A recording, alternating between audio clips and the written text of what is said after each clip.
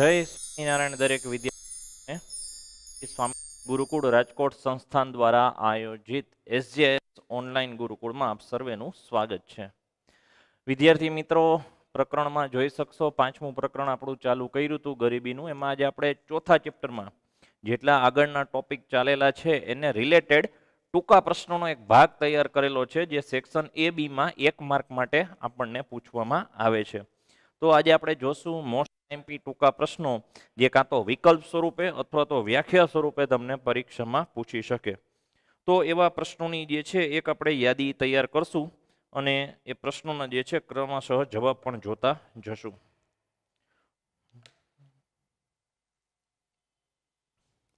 તો આપણા ચેપ્ટરનો સ્ટાર્ટિંગનો જ પ્રથમ પ્રશ્ન છે,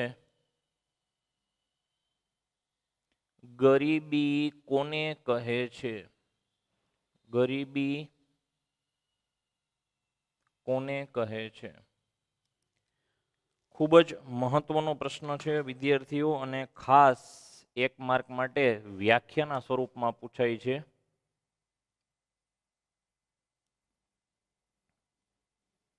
જો કોઈ પણ વ્યક્તિ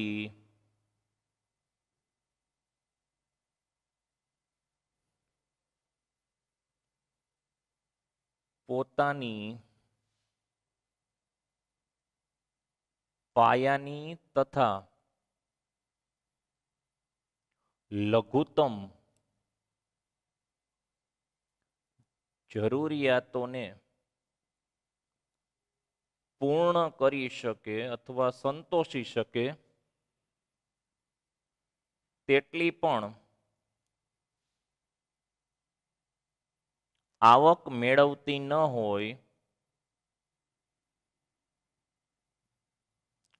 તો તે વ્યક્તિ ગરીબ ગણાય. તેમજ અર્થતંત્રમાં આ પરિસ્થિતિને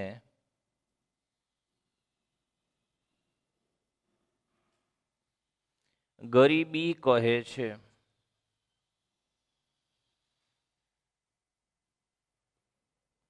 તો વ્યાખ્યા સરળ છે, સામાન્ય છે ને જોઈ શકાય એવી છે કે કાં તો એ પોતાની પાયાની અથવા તો લઘુત્તમ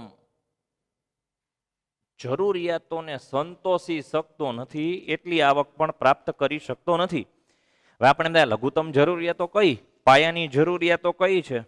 ખોરાક, કપડાં, દૂધ, ફળ, શાકભાજી, આ બધી છે પ્રાથમિક જરૂરિયાત છે કે જે વ્યક્તિના જીવનમાં રોજબરોજ અને અનિવાર્યપણે ઉપયોગમાં લેવાય છે. હવે એટલી પણ આવક વ્યક્તિની ન હોય તો આ વ્યક્તિને શું ગણવામાં આવે છે? ગરીબ ગણવામાં આવતો હોય છે. અને અર્થતંત્રમાં જ્યારે આ પરિસ્થિતિ ભેગી થાય છે એને કહેવામાં આવે છે ગરીબી. ક્વેશ્ચન નંબર 2, ગરીબીના પ્રકારો અથવા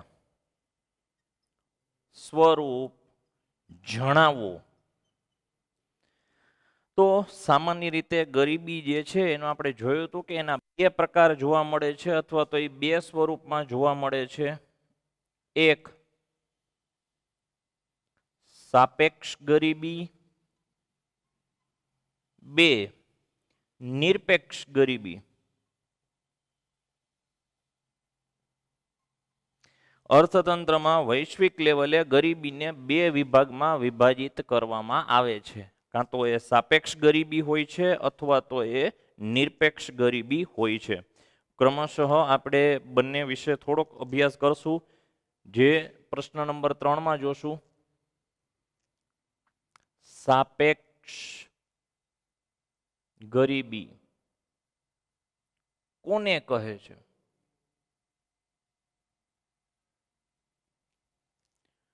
તો જવાબ મિત્રો એનો સરળ છે, વ્યાખ્યામાં તમને સેક્શન B માં પૂછી શકે. સાપેક્ષ ગરીબી એટલે શું? સમાજમાં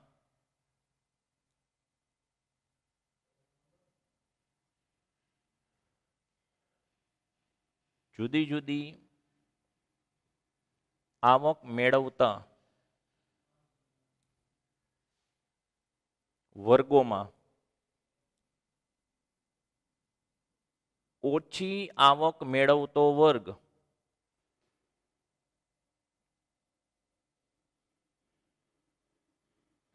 એ વધુ આવક મેળવતા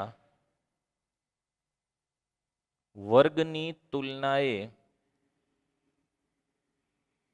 સાપેક્ષ ગરીબ ગણાય.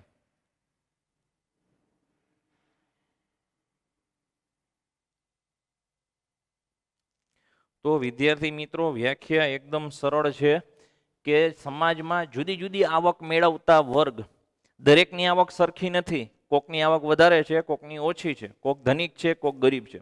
તો જેની આવક વધારે છે એની સાપેક્ષમાં જેની આવક ઓછી છે એ ગરીબ ગણાશે. બે વ્યક્તિ લઈ, એક વ્યક્તિ વાર્ષિક 5 લાખ આવક મેળવે છે, પ્રથમ વ્યક્તિ. બીજી વ્યક્તિ વાર્ષિક 3 લાખની આવક મેળવે છે. તો બીજી વ્યક્તિ જે 3 લાખની આવક મેળવે છે એ પેલી વ્યક્તિની સાપેક્ષમાં ગરીબ છે, એની તુલનામાં ગરીબ છે. આમ ગરીબ નથી, 3 લાખની આવક મેળવે છે એ ઓછી ન કહેવાય. પણ આપણે અહીંયા સ્પષ્ટ લખેલું છે સાપેક્ષ, એટલે તુલના કરવી. તો તુલનામાં શું થાય છે, જે વ્યક્તિ 5 લાખની આવક મેળવે છે એની તુલનામાં 3 લાખની આવક મેળવનાર વ્યક્તિ કેવો છે? ગરીબ છે. તો એને કેવી ગરીબી કહેશું આપણે? સાપેક્ષ ગરીબી તરીકે ઓળખીએ છીએ. પ્રશ્ન નંબર 4, જે આપણો બીજો પ્રકાર છે, નિરપેક્ષ ગરીબીનો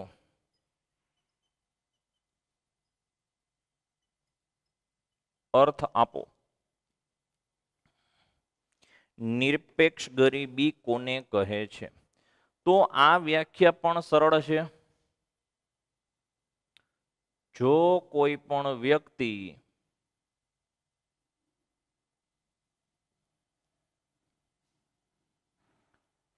પોતાની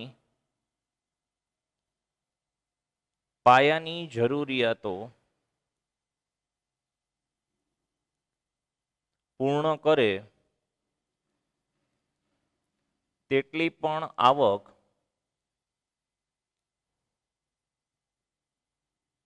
મેળવી ન શકે તો તેની ગરીબી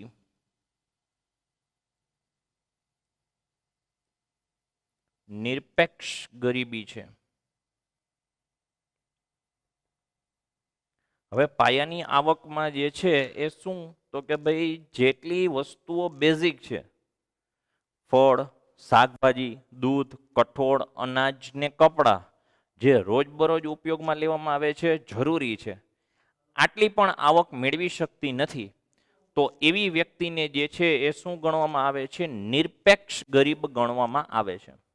હકીકતમાં આ બંને પ્રકારની ગરીબીમાંથી નિરપેક્ષ ગરીબીનો ખ્યાલ છે વધારે સચોટ છે, કારણ કે એને માપી શકાય. અહીંયા જુઓ તો એક વ્યક્તિની તુલનામાં બીજી વ્યક્તિની આવક ઓછી હોય તો ગરીબ છે. તો અહીંયા તો શું થશે? દેશમાં એક જ વ્યક્તિ ધનિક થાય જેની સૌથી વધારે આવક છે.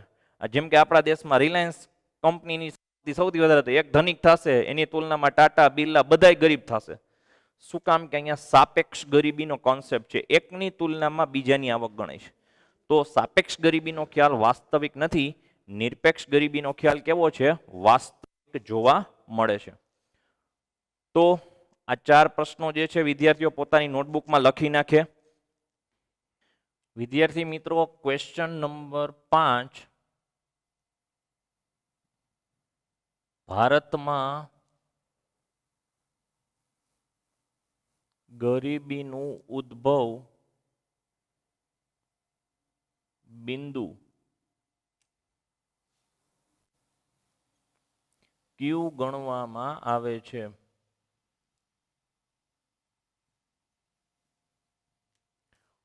હવે છોકરાઓ, ભારત જે છે એક સમયે સોનાની ચકલી તરીકે ગણવામાં આવતો આપણો દેશ જે છે વેપારમાં પણ આગળ પડતો હતો અને ગરીબીનો એટલો પ્રશ્ન પણ નહોતો. ભારતમાં જે ગરીબીની શરૂઆત થઈ એનું ઉદ્ગમ બિંદુ અથવા તો ઉદ્ભવ બિંદુ એ અંગ્રેજોનું આગમન ગણવામાં આવે છે. આપણે જાણીએ છીએ બ્રિટિશરો આવ્યા પછી એણે કૂટનીતિ દાખલ કરી, ખેતીમાં જે છે મહેસૂલ દાખલ કર્યો, મહેસૂલ પ્રથા દાખલ કરી, કરવેરો દાખલ કર્યો. બીજું એણે વેપાર ધંધા પાડી ભાંગવા માટે શું કર્યું કે ભારતથી કાચો માલ સસ્તા ભાવે લઈ અને વિદેશમાં શું કર્યું, એણે વધારે ભાવે બનાવી અને ભારતના જ લોકોને વેચવાનું શરૂ કર્યું. એટલે ભારતના ઉદ્યોગો ભાંગી પડ્યા, ભારતની ખેતી ઉપર જે છે તકલીફ થઈ. એટલે બ્રિટિશરોનું જે આગમન છે એ ભારતમાં ગરીબી માટેનું જે છે ઉદ્ભવ ગણવામાં આવે છે.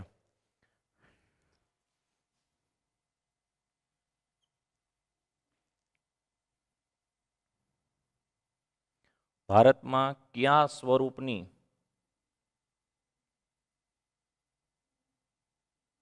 ગરીબી જોવા મળે છે, અથવા ભારતમાં જોવા મળતી ગરીબીનો પ્રકાર જણાવો. તો ગરીબીના તો બે જ પ્રકાર છે છોકરાઓ, આપણે જોયું. પણ ભારત જે છે સામાન્ય રીતે નિરપેક્ષ ગરીબીનું માપન કરે છે, કારણ કે એમાં સ્પષ્ટ માપન છે કે જે વ્યક્તિ પાયાની જરૂરિયાત સંતોષી શકતી નથી એ ગરીબ જોવા મળે છે. સાપેક્ષ ગરીબીનો ખ્યાલ મુખ્યત્વે વિકસિત રાષ્ટ્રોમાં જોવા મળતો હોય છે. Question number 7. ભારતમાં વર્તમાન સમયમાં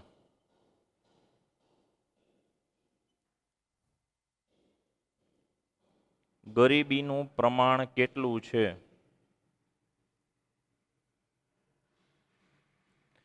તો વિદ્યાર્થી મિત્રો, અત્યારે જે વર્તમાન સમય છે એમાં ભારતમાં ગરીબીનું પ્રમાણ ઓલમોસ્ટ 26% જેટલું જોવા મળે છે, જે તમને ટૂંકા પ્રશ્નોમાં અથવા MCQમાં પૂછી શકે છે. Question number 8. લૈંગિક અસમાનતા એટલે શું?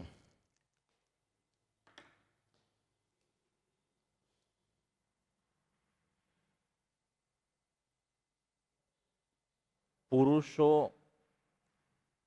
અને સ્ત્રીઓ વચ્ચે તેમની સંખ્યા, પ્રમાણ અને અન્ય બાબતોમાં જોવા મળતા તફાવતને લૈંગિક અસમાનતા કહે છે. તો છોકરાઓ, અહીંયા આપણા દેશમાં મોસ્ટ ઓફ દરેક રાજ્યોમાં પણ શું છે, પુરુષોની સંખ્યા વધારે છે, સ્ત્રીઓની સંખ્યા ઓછી છે. પુરુષોની તુલનામાં સ્ત્રીઓની સંખ્યાનું પ્રમાણ ઓછું જોવા મળે છે, જાતિ પ્રમાણ ઓછું જોવા મળે છે. એમની વચ્ચે શિક્ષણથી માંડી રોજગારી દરેક બાબતમાં તફાવત જોવા મળે છે. તો આને શું કહેવામાં આવે છે? લૈંગિક અસમાનતા જોવામાં આવે છે. તો વિદ્યાર્થીઓ, આપણે જે આગળના પ્રશ્નો જોયા, જે શરૂઆતના 3 પ્રશ્નો, એને રિલેટેડ ચોથા પાર્ટમાં આપણે શું કર્યું, 8 મહત્વના ટૂંકા પ્રશ્નો જે છે તમારી સમક્ષ મૂકેલા છે. તો દરેક વિદ્યાર્થી જે છે આ પ્રશ્નોને એક વખત લખી સારી રીતે પાકા કરી અને એના માટે જે છે તૈયારી કરે. હવે પછીના જ્યારે આપણે બીજા ભાગમાં, આ આપણે જોયો તો ભાગ 1 ટૂંકા પ્રશ્નોનો, હવે પછી બીજો ભાગ જોશું કે જેમાં આપણે બીજા નવા પ્રશ્નોની ચર્ચા કરશું. ત્યાં સુધી દરેક વિદ્યાર્થીઓને જય સ્વામિનારાયણ.